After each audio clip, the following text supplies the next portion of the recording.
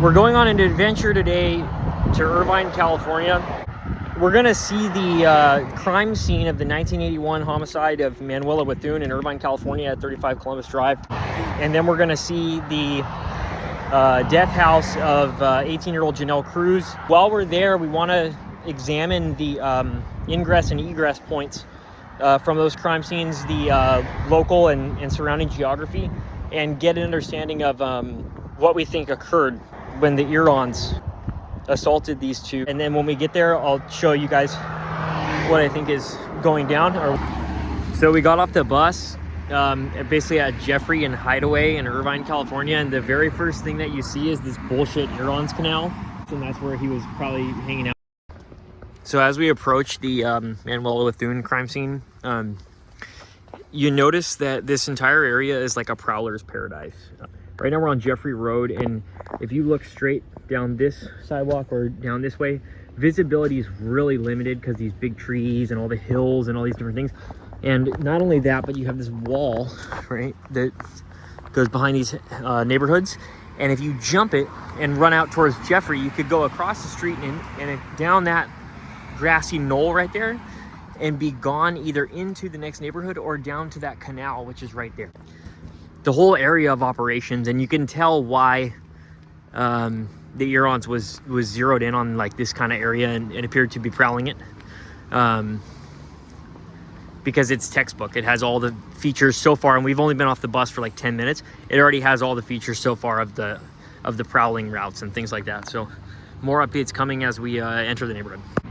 All right, so I think that I saw somebody on Reddit or elsewhere, maybe on the pro boards, talk about these trees that we're gonna come up to right here on the right, because they mentioned that as you're walking down this alleyway, and I didn't know what street they were on until just I recognized it right now, and I realized what they were talking about. These trees here that line this street, you can travel the entire length of this sidewalk using these trees as a concealment. And then over here, the sidewalk is in a ditch, and it runs all the way, so you can prowl literally this entire, what is this, a half mile, basically completely unseen, undetected at night. And someone on, I think it was the pro boards, talked about these trees. If you look here, now we have this little walking pathway. So again, it's just example after example after example of just textbook Irons attack geography. And it's really weird seeing it, and you can actually feel it when you're in the area. Like, you understand why the prowling was occurring here. It's very eerie feeling. I'm already getting, and we haven't even gotten near the crime scene, but to see all of these MO factors come together in this like textbook area is very strange. No, I just jump over that if I silly ransack or hurdle it. This is Blue Gum Park, so we're getting close now, and essentially Columbus is right up here on our right. And as we get through the park, we're gonna turn onto Columbus, and we can speculate a little bit about where Irons came from, because there's a park here with a walking path and corridor, which is something I didn't notice when I was looking at satellites, that there was a secondary area like this, and then there's another one that leads more towards the 5. And so the question kind of becomes, was he on the one that leads more towards the 5, or was he on this walking path? And I lean towards this walking path actually kind of being the red herring, because it leads away from the 5 freeway, which is not advantageous to someone who needs the option to GTFO as quickly as they can if in the event something goes south. By this time, you'd already had the Maggiores event. You'd already had, you know, McGowan. So these things had happened where all hell broke loose.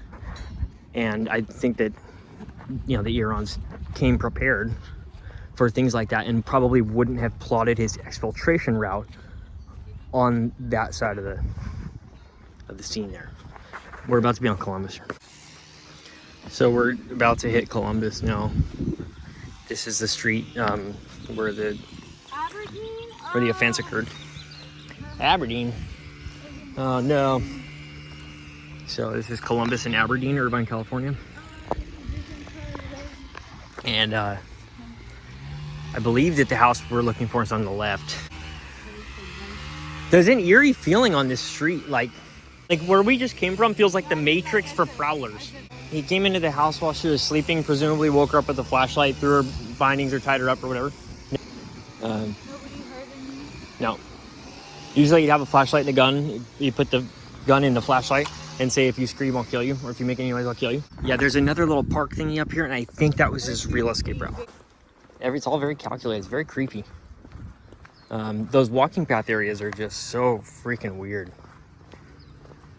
They have a very eerie feeling to them. As you get closer to the actual crime scene, it's a little bit more like tranquil energy. But back over there on the walking paths, it was like weird, kind of creepy. So this is 35 Columbus. And this is where Manuela Witthuhn was murdered by the East Area Rapist, original Night Stalker. A detached middle-class home in Irvine, California. So it's like nice, it's like well-to-do, so you wouldn't expect anything bad to happen. So one of the things, as we exit Columbus, here we're passing the Witthuhn house. You come out onto Eastwood, I guess. I don't know, it's just Eastwood, I guess. And to your left is a park, and there's a little walking pathway corridor thing that's going to lead you to the back entrance of 3 or 4 other neighboring communities that are similar to this. And you can't really tell if someone goes through that park which one of those neighboring communities they went to. So if they exit from this street here, leaving the crime scene, and turn left, the one-way sign directs traffic not to follow the offender's escape route by forcing them to turn right on the one-way street. So it's like all of these factors that go into the modus operandi of the Irons. All of these MO factors exist in this one place in Irvine simultaneously. And it makes you wonder, what are the odds of that? I mean, how does someone scout and prowl an area so extensively that they identify something like that, the one-way sign, that not only exists next to a corner house with a single-story middle-class detached home, then you have 2 walking pathway areas with everything in the MO lines up in this area, and it's really weird to see that. All right, so we are now in a park right around the corner from Manuela Witthuhn's house that I believe was the actual exit route or the exfiltration route of the East Area Rapist, original Night Stalker, from the crime scene that night. The reason that I think that this was his actual exfiltration route is because we're in a small shadowy park here, surrounded by walls with tall trees, and around us, though you can barely tell, are the back entrances of approximately 3 or 4 different neighborhood communities that are just as big and extensive and rolling as any of these behind us where we came from. And you can't tell from inside this park which way anyone went and where he parked. And if he was doing any prowling activity, he probably parked over here, maybe even prowled through these houses out to the walkways and paths over there, and then looped around and did something. I'm not sure exactly. This is part of the reconnaissance. We don't know any of this information because no prowling reports really from the Witthuhn area and time exist to my knowledge. And so I think people just weren't seeing it happen. But for exiting from the crime scene, this would be the ideal route. You go through the park probably at night in the cover of darkness, the concealment of darkness, and you've been parking somewhere in one of these neighborhoods. But in order to get a car from Witthuhn's house to one of these neighborhoods, you have to do a long circuitous route where you either go way out to the main streets over there, or you have to wind your way through confusing cul-de-sacs that don't really make sense, especially in a time before GPS. So you can understand the tactical advantage of going through here when a car can't follow you at all. And not only can a car can't follow you, there's a one-way back there that completely limits them from even exiting Witthuhn's street and being on the same heading as you. So this is a very strange and creepy area. It was really clearly a paradise for Joe DeAngelo. in his terrorism in this area. Because all these MO factors and geographic features line up to support and aid the MO, the development of that MO, and the success of that MO. I'm going to attempt, and I'll come back with more updates of things. I want to attempt to determine where I believe his actual either vehicle was parked or what his exit route was. My guess was, see, looking at this on maps, you can't tell what you can tell on the ground.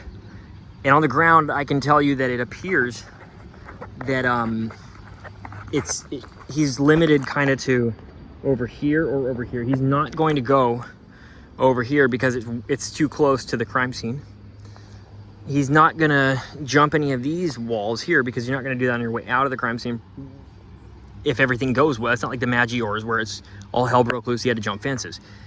Normally, exfiltration is common and tactical and methodical, and that's how it went down here in 1981. But if you jump these walls, you put yourself in a compromised position. He's got to go out on one of these streets right here. The question is, which one? He had to have a vehicle here somewhere. I'm feeling it. Because it does seem kind of separated up here. Yeah, it's like a little, yeah. And we're gonna look for a blind spot where it makes sense to park your vehicle where it won't be noticed by the people of that neighborhood way over there. But it's still close and easy to an exit route. Yeah, I don't think he parked on Lindbergh. Even the Irons probably knew that Lindbergh was a dirtbag. I've made some hypothetical assumptions upon departing from the vicinity of the Manuela Witthuhn house, and I led you guys on this little parkway excursion here. But what I didn't notice until after I did that was that if you look over here along this side of the park, there's some terrain, some defilade and enfilade and kind of rolling hills along the side here on the perimeter that the Irons could have traveled this side of the park this way. And then before I noticed that, I hypothesized that he was parked this direction because it felt easier to access. Back there is a more confusing street. It's a more visible, it's just kind of weird. This is the sleepier side of the street, and it makes me think that that's probably where he was parking. I don't know if this, what appears to be a school here, existed at that time in 1981, but if it did, I suspect that he could have used the comings and goings of traffic from the school to kind of camouflage and blend in with his vehicle. And who knows if he switched vehicles or how often he was even prowling this area. I suspect a lot because having seen the MO factors here on the ground, it's pretty mind-blowing how it's just really a paradise, like perfect terrain for the Irons to have operated. Old tirade. I don't know what it means, but it says slow come because he's Irons and he fucking. Yeah, because he's a perv. Look at this. Yeah. Okay, so if he sees, it's like a sign. Like he might see the word and he'll be like, "Oh, I meant to park there," and he'll look at it and he'll be like, perfect, and then he'll be, like, yeah. Plus, it like I don't know. It's like a synchronicity in his mind. He creates a synchronicity because he's like how creepy. How he is. When we exited this park here in a mission to determine where we think the Irons parked, where he was and where he came from and where he was going. Unfortunately, I have a lot of MO factor case knowledge to work with. Having gotten familiar with the Irons MO factors, you can recognize the clues when you see them, and being on the ground, you really feel it. Yeah, he's not in it though. Yeah. I wanted to see it because I knew he would, but that's right there. He's in the blind spot on. He's in the blind spot on Slocum. And Slocum comes all the way in there. And okay, now I know we kind of mentioned the name of the street, but I want to be scientific and investigative for you guys and discuss why there are circumstantial indicators that this was in fact the exfiltration route. I've talked about the park over there, the ridge line that allows you to creep through that park undetected. And then I explained to you that if you turn left from that park, it doesn't appear tactically advantageous at all, and you know it as soon as you see it, that if you turn left is not the right direction, so turn right. And if you come this way, And again, we see the same thing with these one-way signs where if he wants to exit and turn left, no one can follow him, essentially, which he's going to do. And he's going to turn left, exiting from Slocum, the blind spot right here. He's going to go out this way, turn right up at that wall up ahead, and disappear out on the main streets. And he's only a stone's throw from the 5 freeway where he can get to Garden Grove, where a family lived. We're walking through the stalking grounds of the East Area Rapist original Night Stalker right now for a period of time in 1981, 1986. So we're sitting at the edge of the park that leads to Manuela Witthuhn's house, and kind of soaking in the observations and sort of some of the things that we've seen coming here in regards to the operational nature of this crime. We believe we've identified the location where the Hurons parked his car on the night of the attack. We believe we've identified he came out this way, went out that way, and then to the 5. We also believe that we've identified this ridge line where he was going through this park undetected, or at least partially concealed and covered by the terrain in that way and on the right. We also believe that the back canals and walking paths and all this crap over there by the actual drainage system that's on Jeffrey Road, that's more so how this place was found. He utilized the canal, the walking paths, the trails, the little community sidewalks and stuff to locate this area in the first place, and then he prowled it presumably a hell of a lot, and then on the night that he decided who he was going to strike, where he was going to strike, this is the actual operational infiltration and exfiltration point of the offender. So we're going to go from here to the Janelle Cruz crime scene,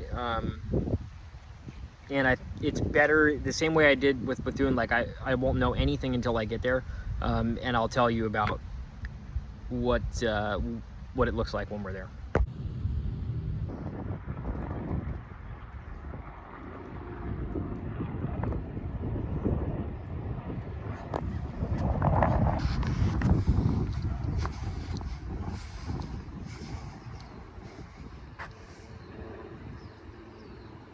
Joseph James DeAngelo Jr. was probably parked right there.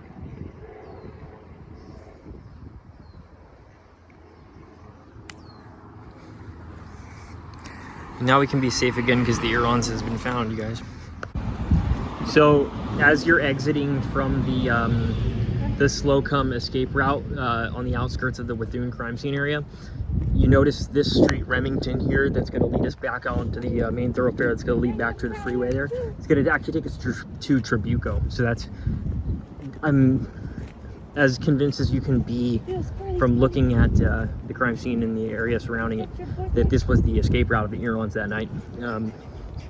And what you notice is that as soon as you are around this corner out from the park, it's a 20-second drive, and you're either left or right or wherever, you're gone on Trabuco. Gone in the dark, as the offender said. No pedestrians. Look at this motherfucker. He exited like this. Yeah. He's exploiting the one-ways like a son of a bitch. He's done it 3 times in this one crime scene. Yeah. Weird. He exits this way, makes an illegal cross of the street in the middle of the night. It's not going to be an issue. Boom, he's gone down Trabuco, and anyone who's following him nothing right here. Won't. So we've just left the Witthuhn crime scene, and we're now once again waiting for our circular and circuitous friend, the 167 bus, who apparently has been doing much of the transits for us today.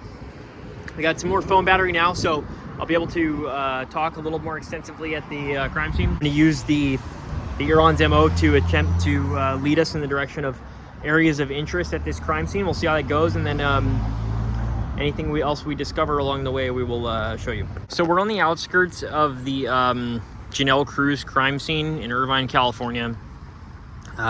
We're in May of 1986. Joseph DeAngelo bludgeoned 18-year-old Janelle Cruz to death in her home at 13 Encina. When we approach the outskirts of this neighborhood complex, what we see is an exact duplicate of the same type of geography we saw outside the Witthuhn crime scene. We have these long sidewalks that have these tunnels or blockades of these very thick, large trees that can be really used to obscure witnesses from seeing a prowler or someone who's up to no good, some traversito saqueador creeping around right here, because the vehicles that are coming this way can't see you if you walk behind these trees so easily, and especially not at night in dark clothing. And then across the street, you have the exact same thing with the ridge, where you can jump these walls into the neighborhood, disappear, go across the street at night, and go behind there. And then, so far we don't see the canal. Again, we're seeing more of the DeAngelo sorcery, where these hedges are a clean gap, right? You can see through them. Now watch this, because this is one of the creepier aspects of the Cruz crime scene, is that when we get to the hedges, you should notice that the hedges overlap in a serpentine. Like if you walk through them, you have to serpentine, and as a result of that, you can't see through that hedgerow, and you can't tell that there's a walkway there. And that's exactly where Cruz's house is located. Very, very unlikely, I think, that he would have struck from this direction on the night of the attack. Obviously, almost certainly did not do that. But what you're going to notice is that as we keep going straight, there is a big, I believe it's called the Hicks Canyon River. So I've already got kind of duped on the entrance twice, but I was also not paying attention to my map and talking to the camera, so that's probably why. But this entrance is extremely stealth, and it's very clear to me that this was okay, I think I see it, and I'm literally right on top of it, and I can barely see it right here. So this is where he comes in. Again, using these tree avenues right here? These are his primary tactical advantage while on the outskirts of the target area. So as he's scoping out the greater community and around, he's using these tree avenues to remain. I mean, look how difficult it would be, especially at night, to see a prowler coming towards you through those trees. I mean, yeah, you'll see him, especially when he gets really close, but if you're driving by or just walking and you're not really paying too much attention, you're not standing there for too long, you probably would never see him. It just greatly aids him. Now, okay, look at this entrance right here. It's really, really weird, because again, we have a situation where Iran's, I mean, every single thing really plays into his larger modus operandi when you get close to these crime scenes. And let's see here. Monroe 13. Oh my God. All right, Cruz house is right here somewhere. Oh jeez. Yeah, I feel it again. You know, I don't know if it's because I'm just a nerd for this topic. 13 and scene right there.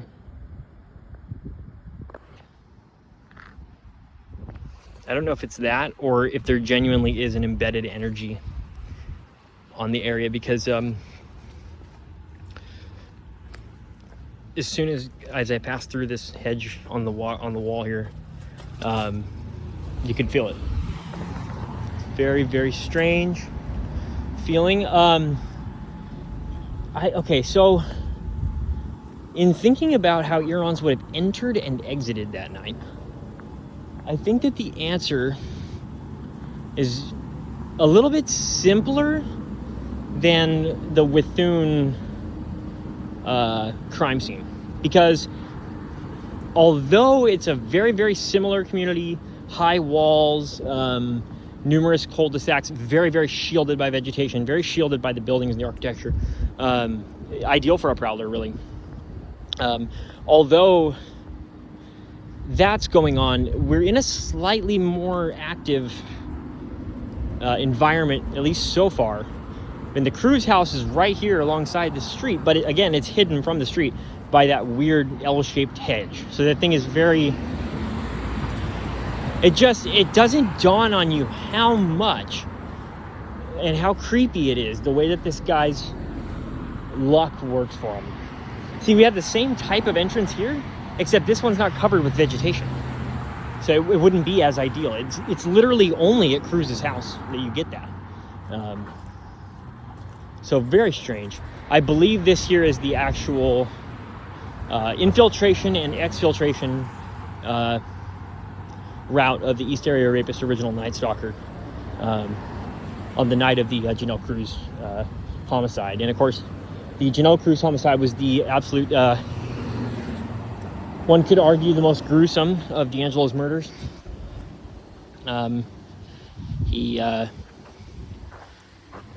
He commenced to perform a very aggressive assault of 18-year-old Janelle Cruz, and then she was beaten to death with what we assume to be a pipe wrench. She's the only ONS victim that had to be identified by dental records because the damage was so extensive. So a very, very brutal crime scene here, and it's very much a carbon copy repeat of Witthuhn.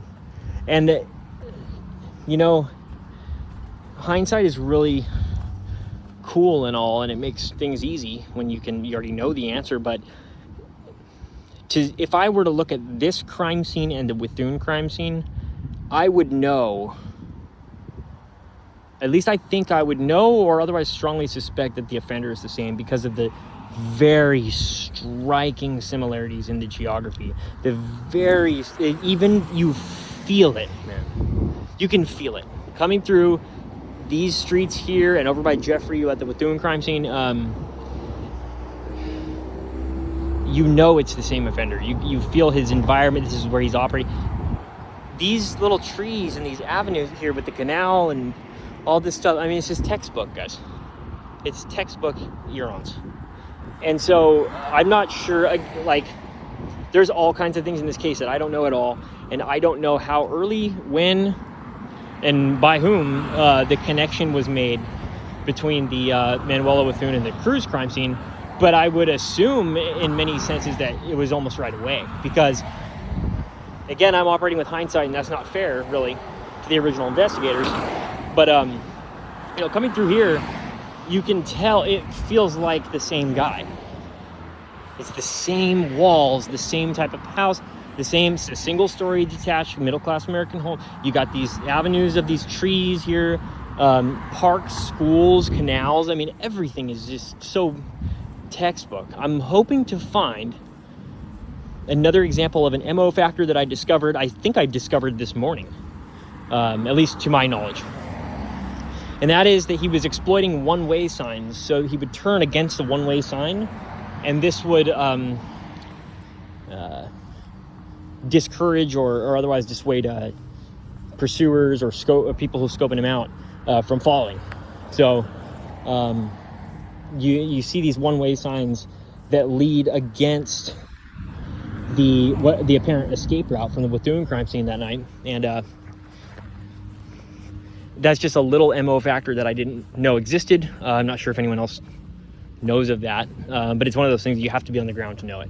You have to come to the scene, and that's something interesting I'm learning this morning, is that there is no substitute for going to the crime scene to understand how you think that this went down. And I don't know what they knew initially. It's very, I would have to go to Sacramento to tell you for sure, but it feels so much more advanced than the EAR. The EAR doesn't feel this cold and just methodical and effective. It's a very scary vibe to get from such a violent criminal like Joseph DeAngelo, because he's extremely combat effective, extremely tactically aware, extremely redundancy and contingency focused. Every factor is thought of, every factor is considered, and all factors are fine-tuned to the position of what we see here in Irvine, with two extremely meticulously executed murders.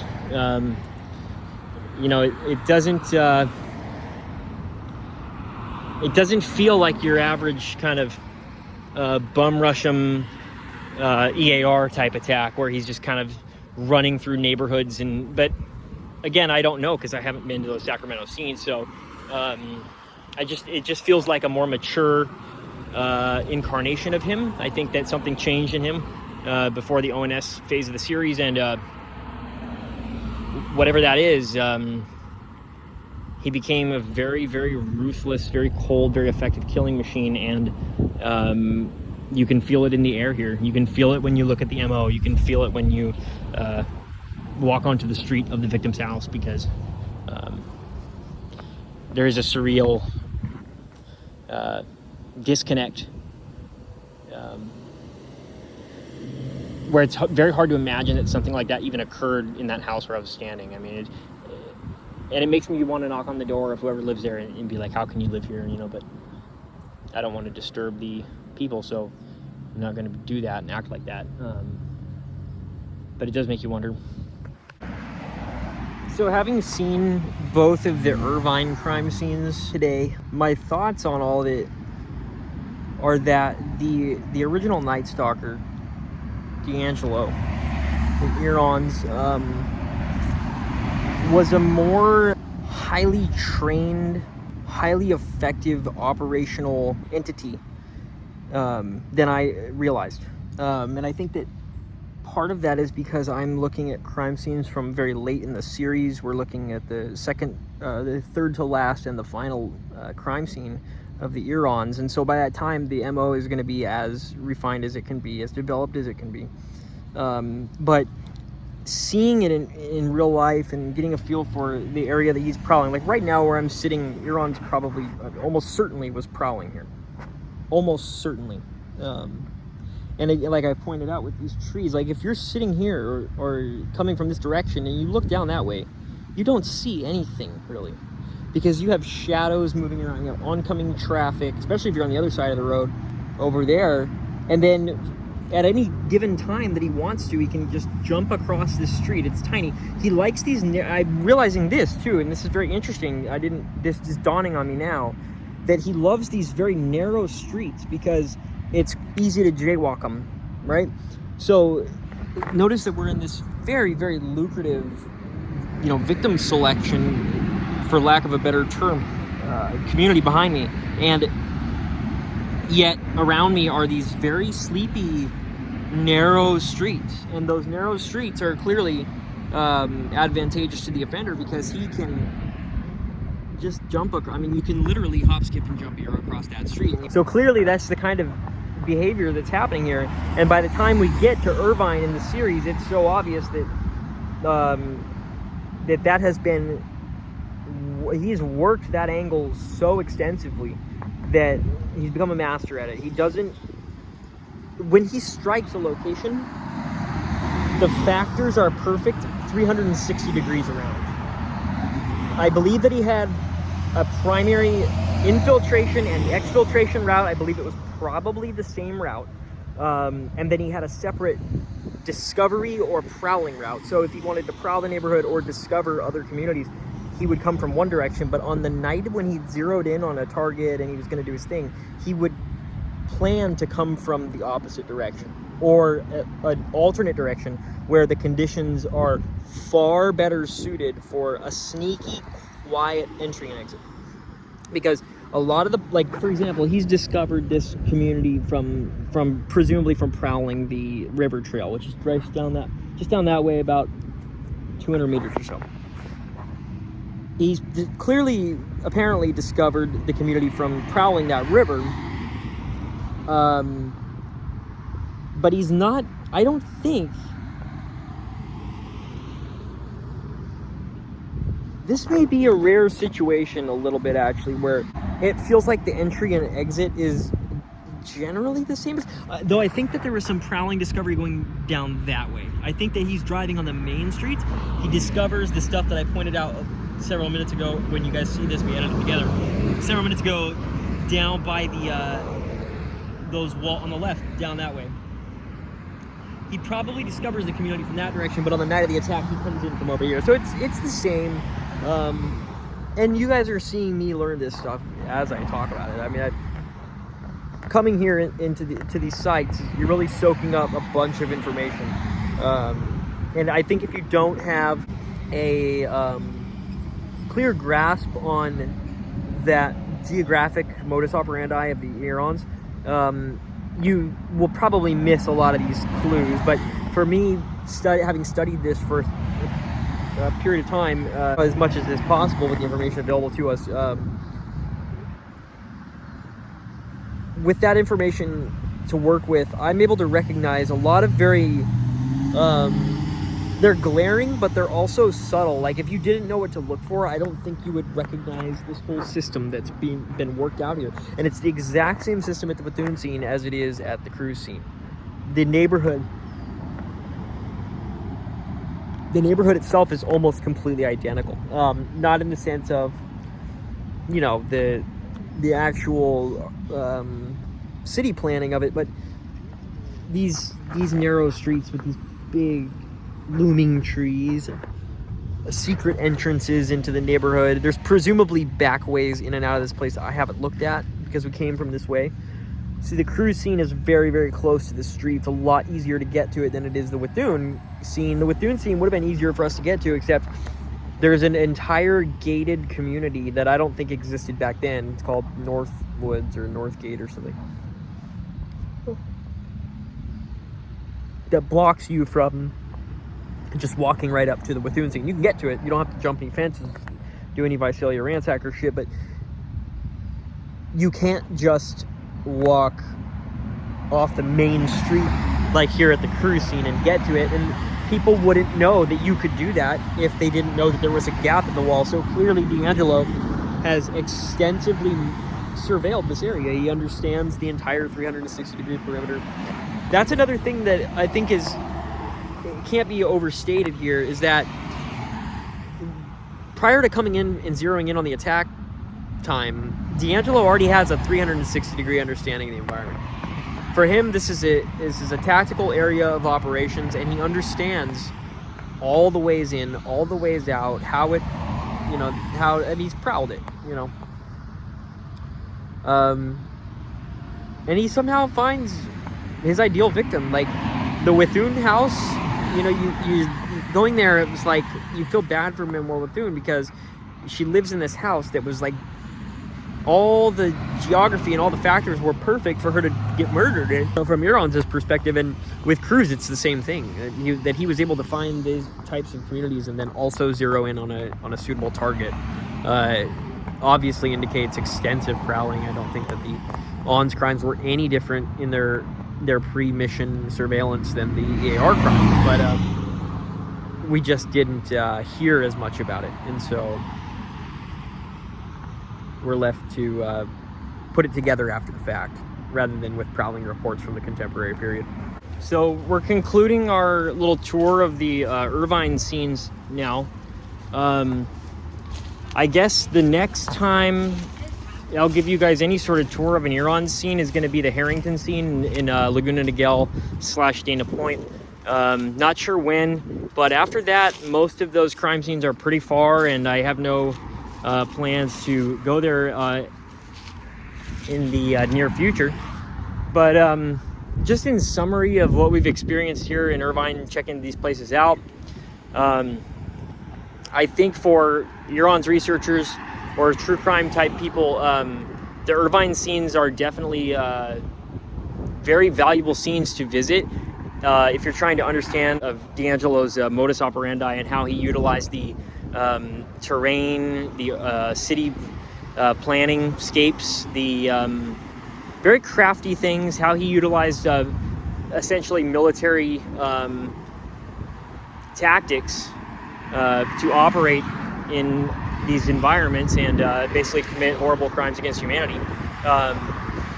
And by the time that he gets to Irvine in 81 and 86, the MO and the routine is so highly refined through so many attacks, from every other original Night Stalker attack to the 52 EAR rapes plus the 125, home invasions. It's just, the method was as practiced as it was going to get.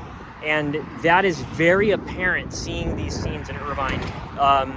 Everything is very meticulously arranged. The scenes are selected based on very specific characteristics, and a large number of MO factors that people go into, and that many of us are familiar with Irvine's and how he was prowling. 2 MO factors that I personally discovered today that I didn't know about. I've never heard mentioned, but that doesn't mean they're not mentioned anywhere.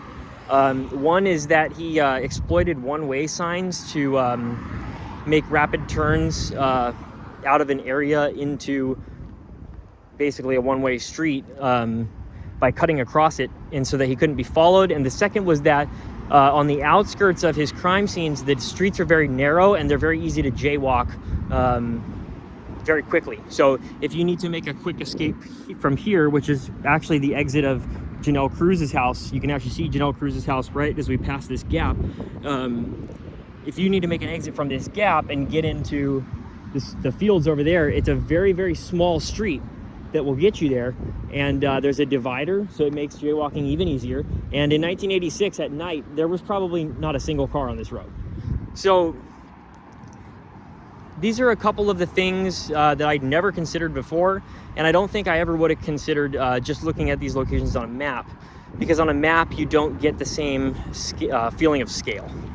And the scale is important when you're trying to understand where did someone come from, where were they going, why were they there, and how are they utilizing that area to operate.